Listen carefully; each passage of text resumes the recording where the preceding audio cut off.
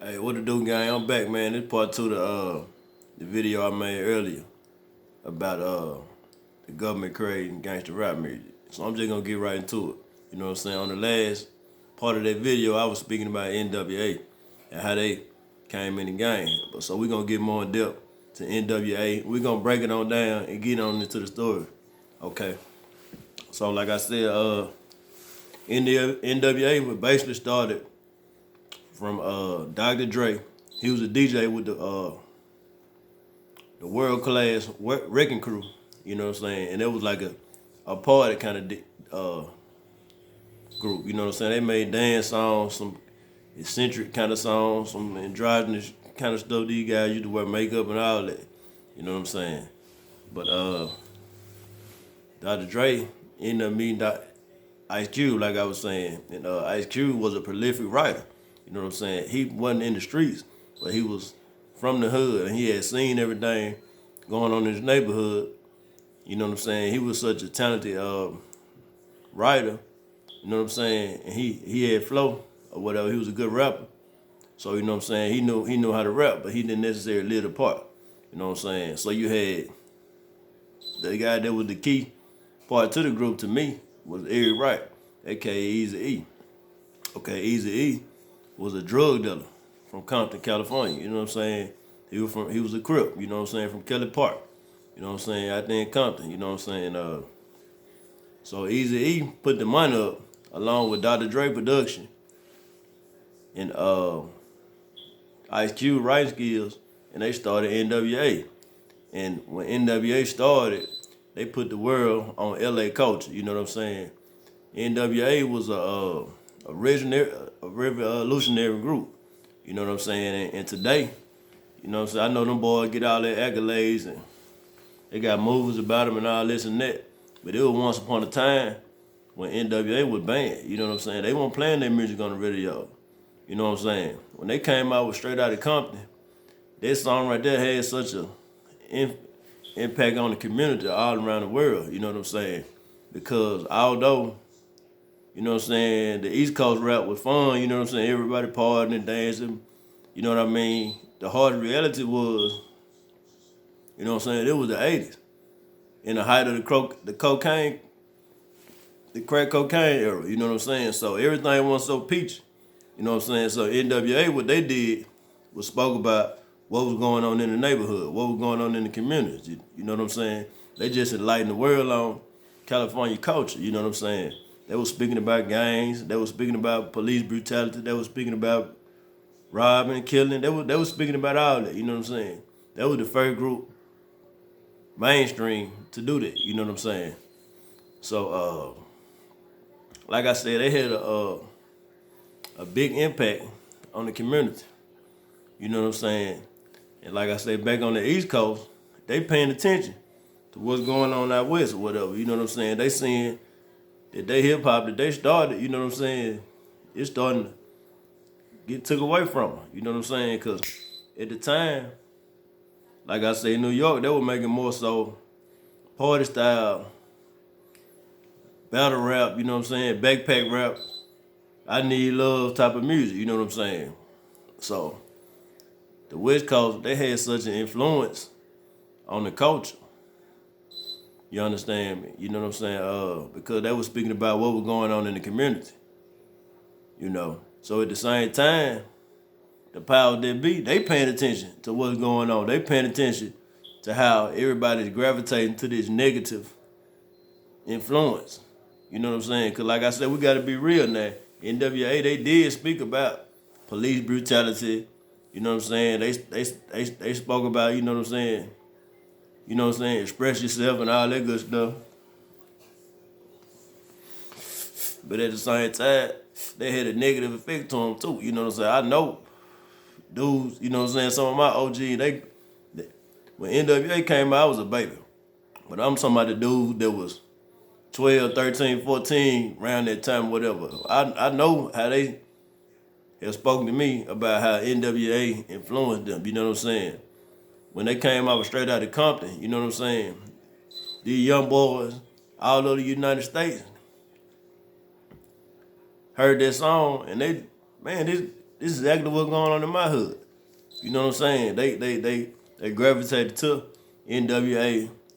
You know what I'm saying? And the culture that was going on the West Coast with the gang culture. You know what I'm saying? Other thing that came along with that, you know what I'm saying, was the influence of smoking weed, sagging your pants, you know what I'm saying, beating women, you know what I'm saying? Let's just be real now, you know what I'm saying? This is not me putting down these guys or whatever, because I come up off of it, you know what I'm saying? We just gonna, if we gonna talk about it, we gotta keep it real. You understand what I'm saying? But yeah. But you understand what I'm saying? They had a big impact on what was going on, how everybody was feeling or whatever. And the major labels, all them, they paying attention to this. You know what I'm saying? So this who I didn't bring into the equation when I was talking about Eazy-E with this old white man, you know what I'm saying? This old white man who used to be in the music, he was in the music industry, but his biggest hit was like from 20, 30 years ago from the time NWA came out, you know what I'm saying? So he kind of, you know what I'm saying, we're from the old school, but the music business, you know what I'm saying? We all know, I ain't finna speak bad about nobody or whatever. We know what the music industry started. We know who started the music industry. We're not talking about rap, you know what I'm saying? If they go off your head, y'all go look up, you know what I'm saying, who actually created the music industry and why it's the way it is, why it's designed for the artist to be a slave and the executive to get rich. You just famous. You see what I'm saying? But that's a whole nother story. But you know what I'm saying? They paying attention too. So this guy named Jerry Heller, he stepped to Eazy-E or whatever. Hey man, I like what you're doing. You know what I'm saying? Eazy ain't want to fool with him at first, you know what I'm saying? But some kind of way, you know what I'm saying? They end up doing business, you know what I'm saying? Now when this guy right here came into play, that's when a lot of the people at NWA start seeing some of the shady sides of the music business or whatever. You know what I'm saying? Now this got a small part to do with what I'm saying in the overall story, you know what I'm saying? But I gotta explain that part, you understand what I'm saying? So everybody know they end up finding out that the dude Jerry Heller wasn't right, you know what I'm saying? They end up splitting up, going their separate ways. But at the same time, what was happening, people like Ice Cube, he understanding what's going on. It's bigger than just, you know what I'm saying, us having disputes about money. You know what I'm saying? He's seeing how these people trying to push an agenda, you know what I'm saying, to control what you're speaking on. You know what I'm saying? He's seeing the negative impact of the stuff that they doing, you know what I'm saying? So when Ice Cube left NWA, he started speaking about, you know what I'm saying? He came more militant, I'd say. You know what I'm saying? He still was talking that talk, but he wasn't just talking all that gangster. You know what I'm saying? Dope man, all that type of stuff right there. He had more of a message in his music. You know what I'm saying? And he wanted more control of his what he put out there. You know what I'm saying? How he was gonna get paid, all that type of stuff right there. Eazy-E, you know what I'm saying? Him at the time, he getting all the money, so he don't see nothing wrong. You know what I'm saying? You know. So I think Eazy at first didn't know the effect, how it was gonna affect him losing Ice Cube. You know what I'm saying? He didn't understand how vital Ice Cube was to the group. You know what I'm saying? So he didn't forget him, let him go on by their business. You know what I'm saying? But Dr. Dre on the other hand, who's still getting that bread up until this day, he was there in the beginning when everything was going on. Around the same time, I'm telling y'all that this so-called meeting was supposed to go on with the government and the music executives. Dr. Dre in the business at the same time, going through his disputes with Eazy-E and everybody. You know what I'm saying?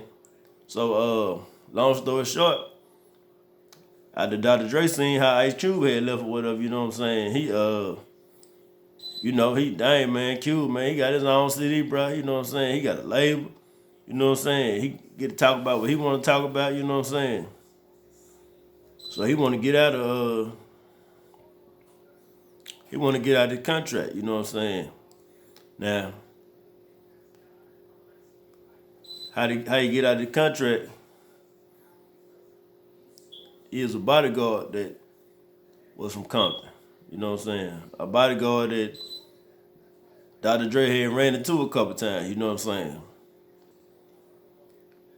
This bodyguard was none other than Mary and Suge Knight. You know what I'm saying? So Suge used to always bump into Dre and just let him know, you know what I'm saying, you ever need me, you know what I'm saying, I'm here. You know what I'm saying? Dr. Dre would need you for what? You know what I'm saying? Suge, you'll know if you know. You know what I'm saying? You'll know if you need me, you know what I'm saying? Just one day you might need me, you know what I'm saying? For whatever, you know what I'm saying? So Suge being a smart business man, he heard that Dr. Dre was going through some issues with Eazy-E in his contract or whatever, and he knew how vital Dr. Dre was to Ruthless Records. You know what I'm saying? Dr. Dre was the music, the producer. You know what I'm saying? He had the sound or whatever. You already had lost IQ, but they were looking at it back then. You still had MC Ren. You could find a rapper. You know what I'm saying? You got Dr. Dre, Michael Jordan to in their eyes. You know what I'm saying? So Suge Knight would do one of the first moves in the record business. What these people paying attention to now, you got to understand how they look at it. They make plans 20, 30 years ahead of time. You know what I'm saying? So those people seen how it took Suge Knight, a street figure, to come at Eazy-E, another street figure. You know what I'm saying? Powerful black men, two powerful black men. You know what I'm saying? Eazy-E was a CEO, straight up out the hood, a former crack dealer. You know what I'm saying? That don't just happen to anybody, you know what I'm saying? So these people, the higher ups, they paying attention to divide and conquer. You know what I'm saying? Now, Suge Knight, he represented the Bloods. Eazy-E, he was a crook. You see what I'm saying? So these people, the power that be, they paying attention. Don't think they not paying attention. They always paying attention. You know what I'm saying? So they knew they had them divided right there. They divided out top right there, Blood and Crip. We already know we can conquer them. But the key thing to it is Dr. Dre. You know what I'm saying? Now Eazy-E at that time, he hadn't had 5-6 years in the game. You know what I'm saying? Hadn't made tens of millions of dollars.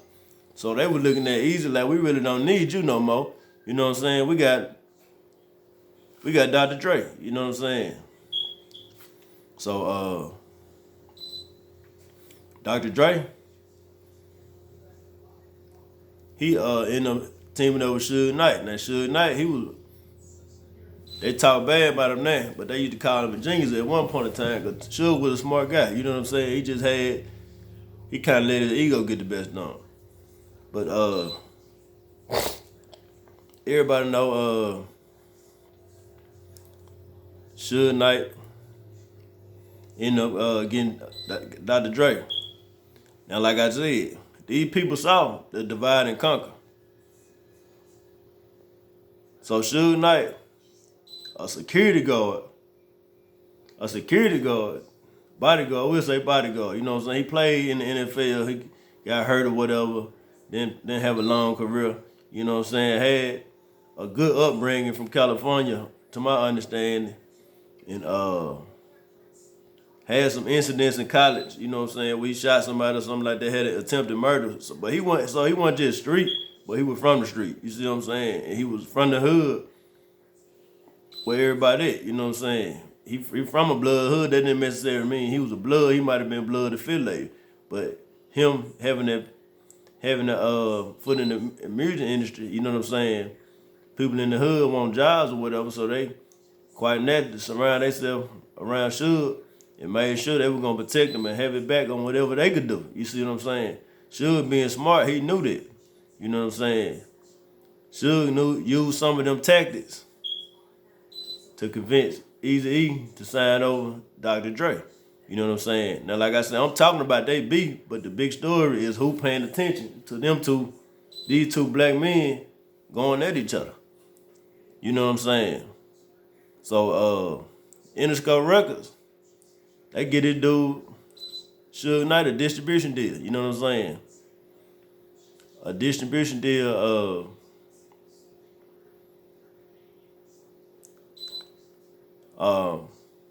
where he would start his own record label, Death Row Records. And his producer gonna be Dr. Dre. Now, Dr. Dre, along with Dr. Dre, he had a fleet of new rappers that everybody hadn't heard of. You know what I'm saying? Now, like I keep telling you, boy, these people, they understand what's going on. They plan stuff 10, 20, 30 years ahead of time.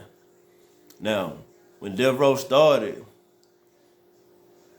just think about the name of their label. You know what I'm saying? In New York, they had people like Boogie Down Production, Def Jam, Uptown Records, Ruthless Records, Death Row Records.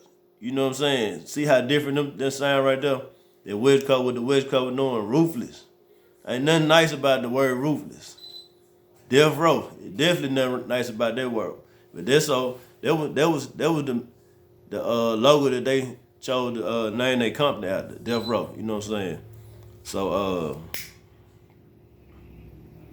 when Dre and them started Death Row, he had a new rapper. The new rapper name was Snoop Doggy Dogg. Now Snoop Doggy Dogg, he had all type of talent and charisma, but Snoop was from Long Beach, California. You know what I'm saying? Grew up in a Crip environment. You know what I'm saying? Grew up heavy weed smoking, all that right there. You know what I'm saying? So when Snoop Dogg came, these people saw that the potential in him, how charismatic he was, you know what I'm saying? But they also understand that he a young dude, fresh out the ghetto. You know what I'm saying? He ain't got nothing going. He a former crack dealer, you know what I'm saying? So when Dr. Dre and Death Row Records released their first album, it was called The Chronic. You know what I'm saying? On this album, it was a big cover of a marijuana plant. You know what I'm saying? That's what they chose to put out there.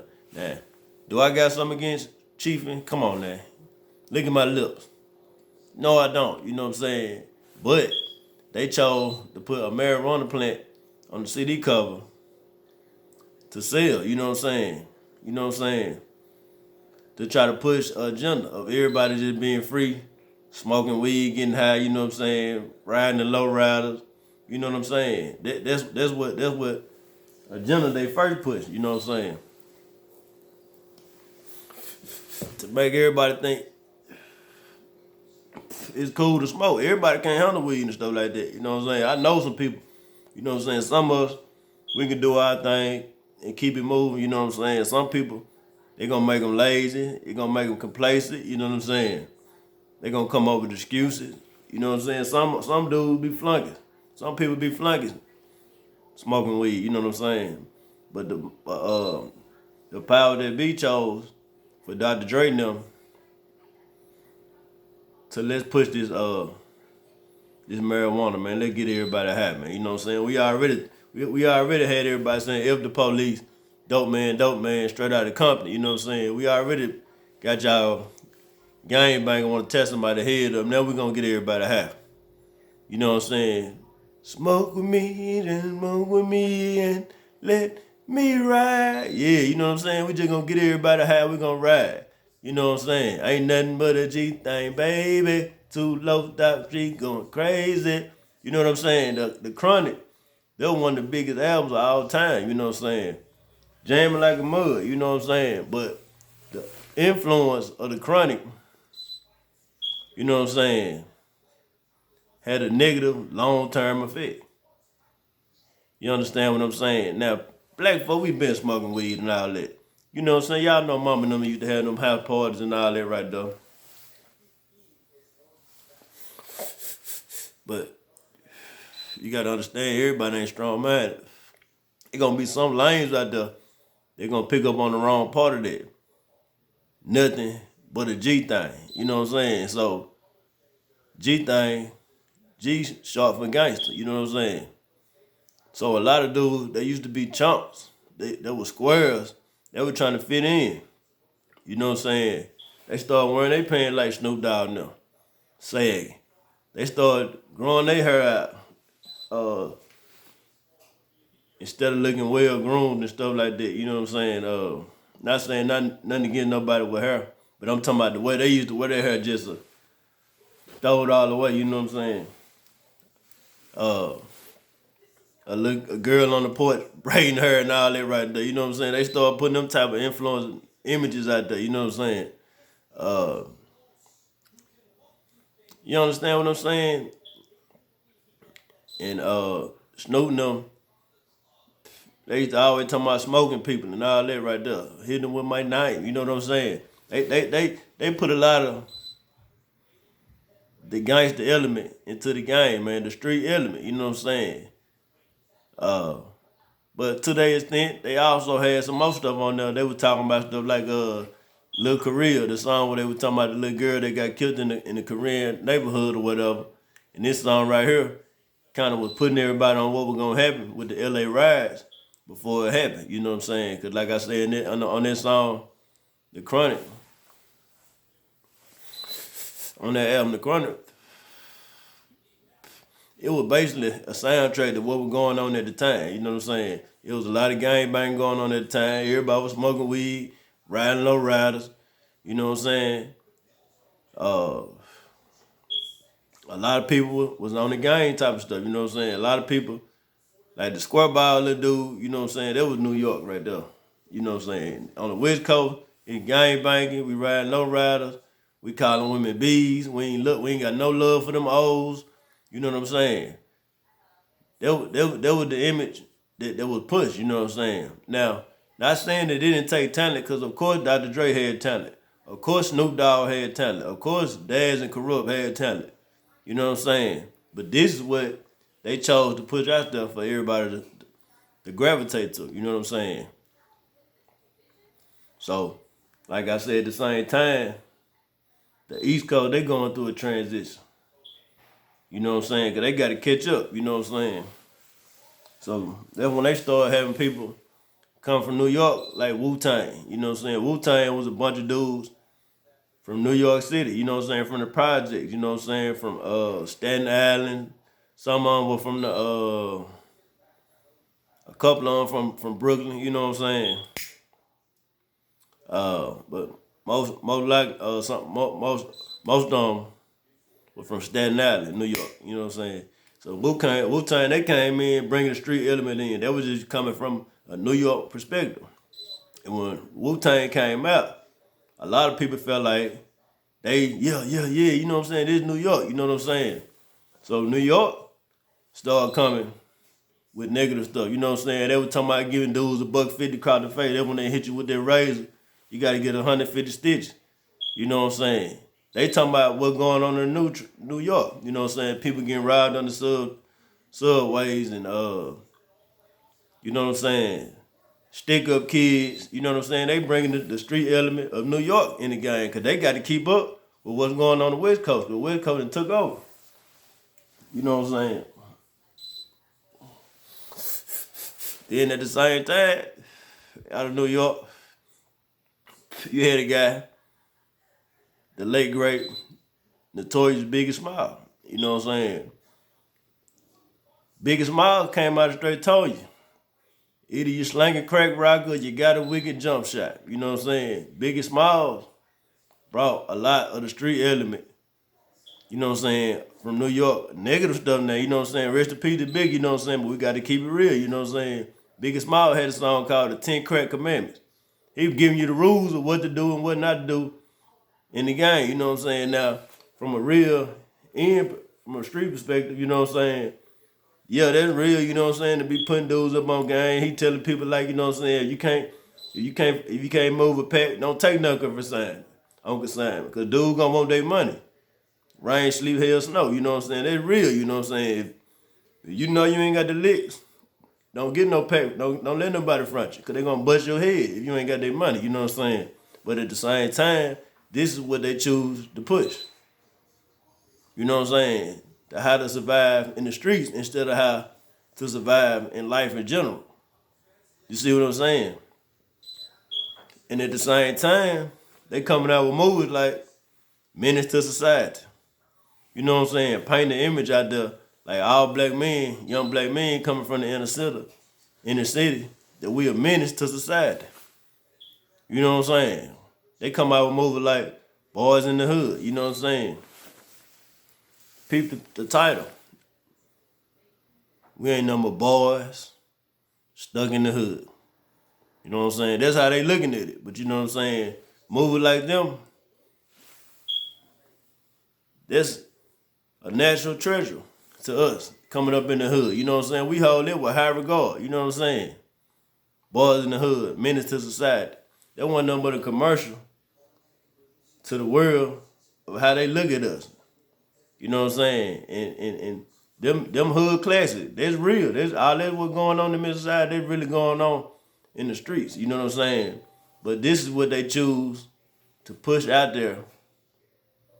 You know what I'm saying? To influence the world on how to deal with black people and how black people think. This is how they act right here.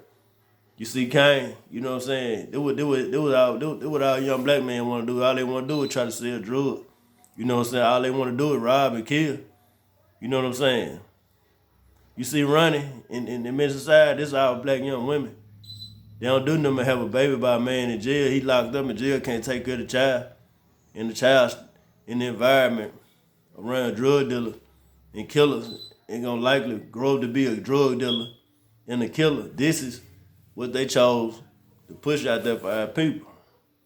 You understand what I'm saying? New York, they got a new movie like Nino Brown. You know what I'm saying? They keeping it. If y'all watch the movies, all of it real now. You know what I'm saying? What they talking about in the movie is actually what's going on in the streets, but this is what they chose to push. You know what I'm saying? They put Nino Brown out there in New Jack City. You know what I'm saying? Everybody wanted to be like Nino Brown. Everybody wanted to be a drug dealer like Nino Brown, but you got to pay attention to what's going on in the movie. G Money, you know what I'm saying? Him and Nino Brown, they best friends.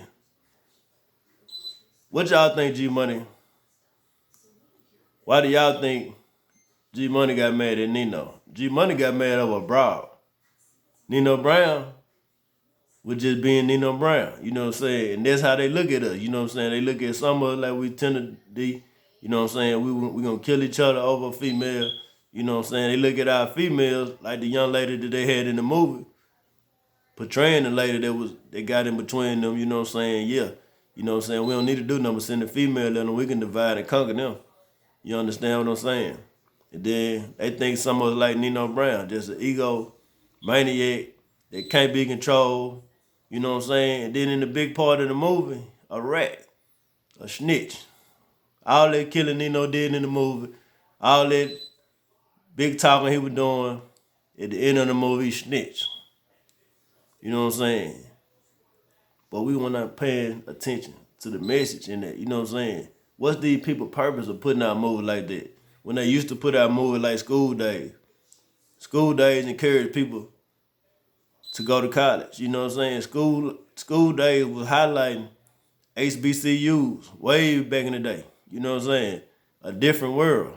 TV shows like Different World. They was in college doing something. You know what I'm saying? They struggles trying to get through college, handling relationships. You know what I'm saying? Learning about their heritage. You know what I'm saying? That could have been the message. You know what I'm saying? At the same time, while all that was going on, you did have groups like Q-Tip and De La Soul and a Tribe Called Quest. You know what I'm saying? You had positive groups, but once that gangster rap and all that came into play, a lot of that stuff, you know what I'm saying, it faded away. So big picture, like I was just saying, I talked about how much the gangster culture on the West Coast was Dr. Dre, Snoop Dogg, and all them right there had on the world. Everybody was trying to be like that. You know what I'm saying? It changed. You know what I'm saying? I remember. You know what I'm saying? I remember when dude was trying to dress like Kid and Play and all that. I remember when we used to do the Kid and Play dance and all that. I remember when MC Hammer was the biggest rapper and everybody was can't touch that doom doom doom doom. You know what I'm saying? Everybody was on that. You know what I'm saying? But when the chronic dropped, it wasn't nothing but a G thing. Everybody smoking weed. You know what I'm saying? Everybody sagging. Everybody sipping a 4 ounce. You know what I'm saying? Don't nobody want no woman no more. You know what I'm saying? Cause ain't no fun if the homie can't have nothing. Nah, you know what I'm saying? Nah, I don't want no woman. You know what I'm saying? I don't love them all. I don't love her. I'm out the door. You know what I'm saying? Pushing that image that we don't supposed to love our women. When he married, the whole time still married. But he don't love her though. You understand what I'm saying? On the East Coast, Biggie Smile, he talking about uh, the 10 crack commandments and all this right here. When I die, if I want to go to hell, because I'm a piece of, it ain't hard to tell. Come on, man, who say something like that? When you die, you want to go to hell. You know what I'm saying? That's what kind of message that was pushing out on us, like that we supposed to look at ourselves like that, like we nothing, because we come from the ghetto. You know what I'm saying? That's what the industry decided to get behind. So, like I was saying in that other video, where all this started from, allegedly, it was supposed to be a meeting. Either in like 92, this right around the time when the Chronic and all that came out, you know what I'm saying? Gangsta hip hop, gangsta rap, then took over our culture, you know what I'm saying? Everybody want to be a street cat, everybody got a gat, you know what I'm saying? Everybody making the gat go ready tat tat, everybody sagging, you know what I'm saying? Everybody, you know what I'm saying? Listen to Spice One and, you know what I'm saying? All that type of music, you know what I'm saying? It was allegedly supposed to have been a meeting between the top music execs, some elected officials, some people that work with the government, some people that was working from the prison system. And in the meeting, it was supposed to be a meeting about whatever gonna take rap, you know what I'm saying? And